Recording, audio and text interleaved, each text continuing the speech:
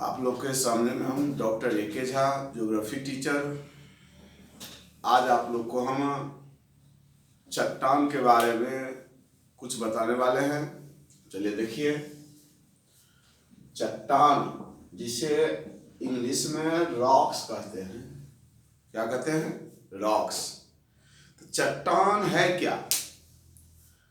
तो बहुत लोग पूछते हैं चट्टान मतलब पत्थर, जबकि चट्टान है क्या? कहेंगे पृथ्वी के ऊपरी परत, जिसको अपने लोग क्रस्ट कहते हैं, पृथ्वी के ऊपरी परत जो अनेक खनिजों से मिलकर बनी हुई है, जो मिट्टी की तरह कोमल और पत्थर की तरह कठोर होती है, उसे हम चट्टान कहते हैं, रॉक्स कहते हैं। मिट्टी जो है वो भी चट्टान है, पत्थर जो है वो भी चट्टान है। पत्थर कठोर चट्टान है तो मिट्टी कोमल चट्टान है। चट्टान की कठोरता मोहो स्केल द्वारा मापी जाती है। तो कभी कभी क्वेश्चन देगा, चट्टान की कठोरता या खनिज की कठोरता मापी जाती है, उसका स्केल है मोहो स्केल। चट्टान 3 प्रकार की होती है। एक होता है आग्नेय चट्टान, इंग्लिश में इग्नियस रॉक्स।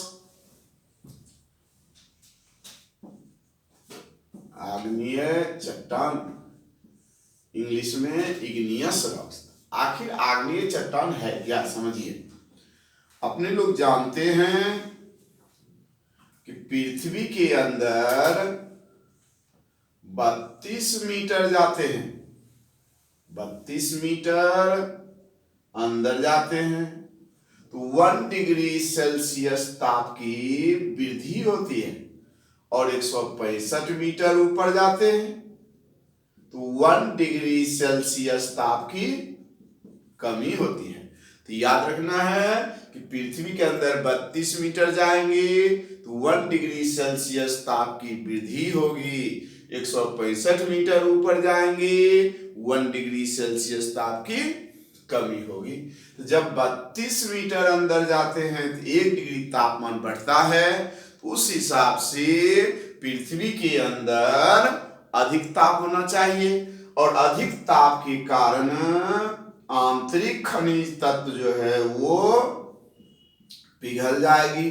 तो पिघले हुए पदार्थ को अपने लोग, भूपृष्ठ के अंदर पिघले हुए पदार्थ को अपने लोग मैग्मा कहते हैं। क्या कहते हैं? मैग्मा। तो कभी कभी परीक्षा में देगा, भूपृष्ठ के अंदर तरल पदार्थ को किस नाम से जानते हैं? कहेंगे मैग्मा के नाम से जानते हैं। और ये गर्म मैग्मा जब धरातल को फोड़कर बाहर निकलती है तो टर्म आता है लावा। तो याद रखिएगा, पृथ्वी के अंदर तरल पदार्थ को मैग्मा, बाहर लावा। ये मैग्मा या लावा भूपृष्ठ के अंदर में या बाहर में ठंडा पाकर जब ठोस रूप धारण कर लेती है, उसे हम आग्नेय चट्टान कहते हैं। तो आग्नेय चट्टान समझ गए कि पृथ्वी के अंदर तरल पदार्थ को मैग्मा, बाहर लावा।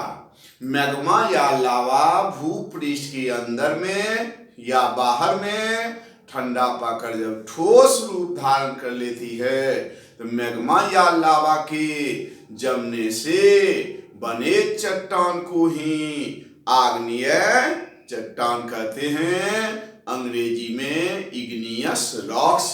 अब आगे देखिए, भूपृष्ठ के जब अंदर बनेगी तो उसको कहते हैं आंतरिक आग्नेय चट्टान। जैसे आप लोग नाम सुने होंगे ग्रेनाइट। और भूपृष्ठ के जब बाहर बनेगी तो उसे बाह्य निर्मित आग्नेय चट्टान कहते हैं, जैसे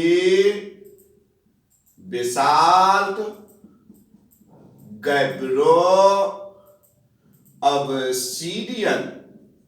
अंदर बनेगी आंतरिक आग्नेय चट्टान जैसे ग्रेनाइट, बाहर बनेगी वाह निर्मित आग्नेय चट्टान जैसे बेसाल्ट, गैब्रो, ऑब्सीडियन।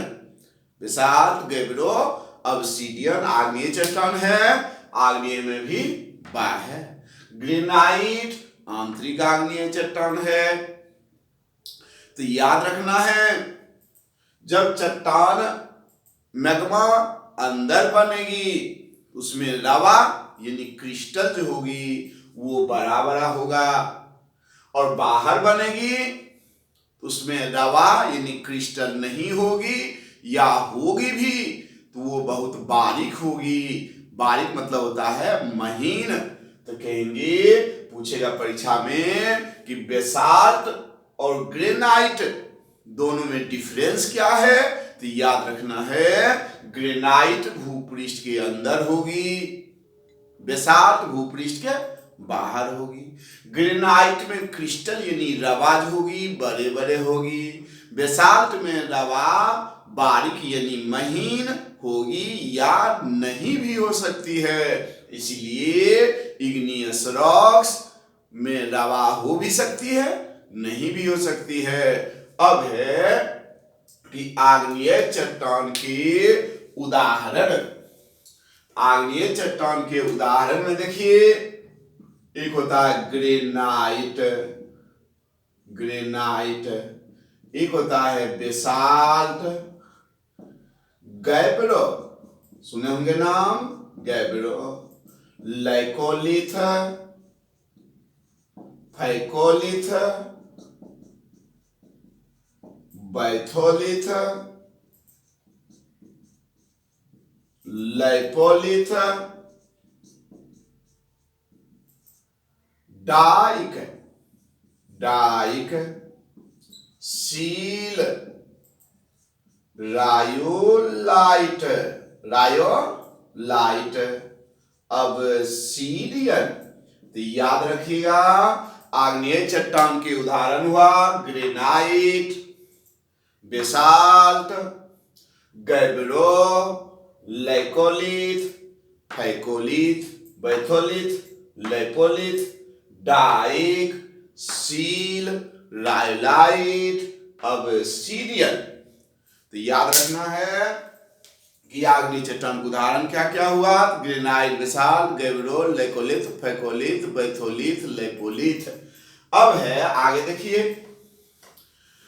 भूपृष्ठ के अंदर, भूपृष्ठ यानी क्रस्ट, भूपृष्ठ के अंदर अधिक गहराई में जब मैग्मा का गुंबद रूप में, जैसे मस्जिद देखे होंगे, मस्जिद का ऊपरी भाग कैसी होती है, तो गुंबद नुमा। कहेंगे अधिक गहराई में जब मैग्मा का गुंबद रूप में जमा होती है तो उसे बैथोलिथ कहते हैं। रांची के पठारी क्षेत्र में इस तरह की आकृति आपको देखने को मिलती है। तो बैथोलिथ अधिक गहराई में जब मैग्मा का गुंबद रूप में जमा होगी तो उसे बैथोलिथ कहते हैं। इसके ऊपरी भाग जो होती है वो ऊबर खावर होती है। अब है डाइक। तो डाइक क्या है, कहेंगे सेडिमेंट्री रॉक्स में यानी परतदार चट्टान में जब मैग्मा का, तो पहले ही बता चुके हैं, भूपृष्ठ के अंदर जब मैग्मा का जमाव होती है, मैग्मा होती है भूपृष्ठ के अंदर तरल पदार्थ को मैग्मा, और जब मैग्मा परतदार चट्टान में यानी सेडिमेंट्री रॉक्स में जब लंबवत जमाव होती है, लंबवत मतलब खड़ा, तब कहेंगे परतदार चट्टान में जब मैग्मा का लंबवत जमाव होती है उसे डाइक कहते हैं। क्या कहते हैं चला लोग, डाइक कहते हैं, डाइक। तो पूछेगा डाइक किस चट्टान के बीच बीच में, कहेंगे सेडिमेंट्री रॉक्स के बीच में यानी परतदार चट्टान के बीच में जब मैग्मा का लंबवत जमाव होती है उसे डाइक कहते हैं। देख लीजिए ये डाइक का चित्र है।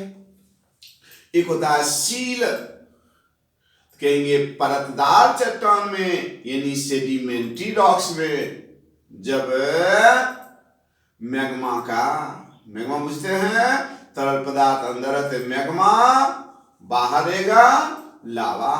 कहेंगे परतदार चट्टान में जब मैग्मा का क्षैतिज रूप में मोटे जमाव होती है, किसी जमाव होती है मोटे, कहेंगे परतदार चट्टान में जब मैग्मा का क्षैतिज रूप में मोटे जमाव होती है उसे सील कहते हैं। क्या कहते हैं चला लोग? सील कहते हैं। क्या कहते हैं? सील। तो परीक्षा में पूछेगा डाइक और सील दोनों आग्नेय चट्टान है, इग्नियस रॉक्स है।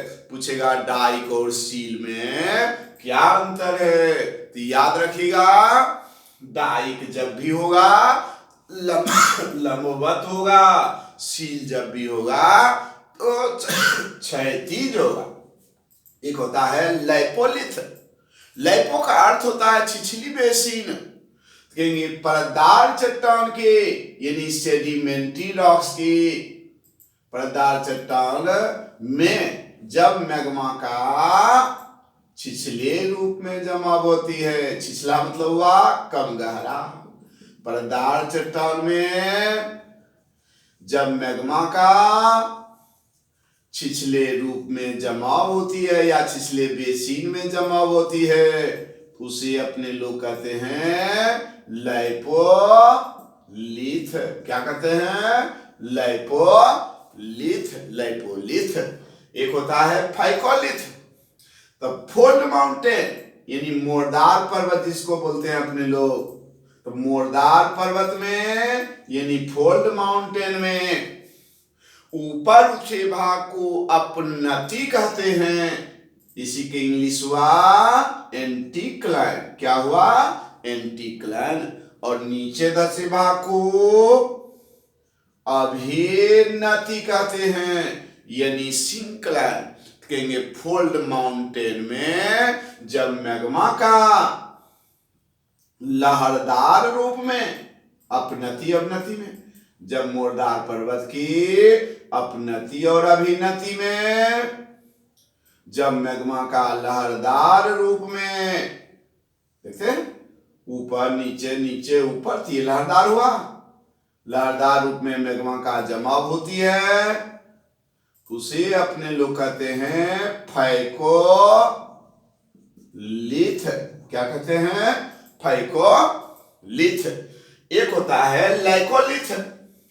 लैकोलिथ क्या है? आप जानते होंगे गर्म मैग्मा जब बाहर की ओर आना चाहती है तो परतदार चट्टान यानी सेडिमेंट्री रॉक्स को तोड़ने के बजाय सेडिमेंट्री रॉक्स स्वतः मुड़ जाती है, जिससे अंदर में एक खोखला भाग बनती है और जिस खोखले भाग में मैग्मा का जमाव होती है। तो यही मैग्मा का जो खोखले भाग में जमाव हुआ उसे ही अपने लोग कहते हैं लैकोलिथ। क्या कहते हैं? लैकोलिथ। तो देख लीजिएगा फिर से, अधिक गहराई में जब मैग्मा का गुंबद रूप में जमाव हुआ तो बैथोलिथ। पूछेगा परतदार चट्टान मैग्मा का लंबवत जमाव हुआ तो डाइक। परतदार चट्टान में जब मैग्मा का क्षैतिज रूप में मोटे जमाव हुआ तो सील। परतदार चट्टान के छिछले बेसिन में जमा हुआ तो लैपोलिथ। मोरदार पर्वत के अपनति अभिनति यानी अपनति एंटीक्लाइन, अभिनति सिंक्लाइन, तो जमा हुआ लहरदार रूप में फैकोलिथ। परतदार चट्टान में मैग्मा के दबाव से खोखला भाग बनती है, जिस खोखले भाग में मैग्मा का जमाव होती है तो उसे अपने लोग कहते हैं लैकोलिथ। तो ये जितने भी आप पढ़े सारे इग्नियस रॉक्स है यानी आग्नेय चट्टान है। अब है कि आग्नेय चट्टान की विशेषता क्या क्या होगा? तो याद रखना है कि आग्नेय चट्टान में जीवाश्म यानी फॉसिल्स, इग्नियस रॉक्स में जीवाश्म नहीं पाई जाती है। दूसरा विशेषता है कि आग्नेय चट्टान में यानी इग्नियस रॉक्स में लेयर यानी परत जो है वो नहीं पाई जाएगी, जबकि जोड़ मिलेगी। ये किनारे से मिला तो जोड़ और ऊपर नीचे रहेगा, तो उसको अपने लोग कहते हैं परत, लेयर। इग्नियस रॉक्स में लेयर नहीं मिलेगी और जोड़ मिलेगी, याद रखिएगा। इसलिए इग्नियस रॉक्स का इरोजन यानी अपरदन जब भी होगा तो वो जोड़ से ही होती है।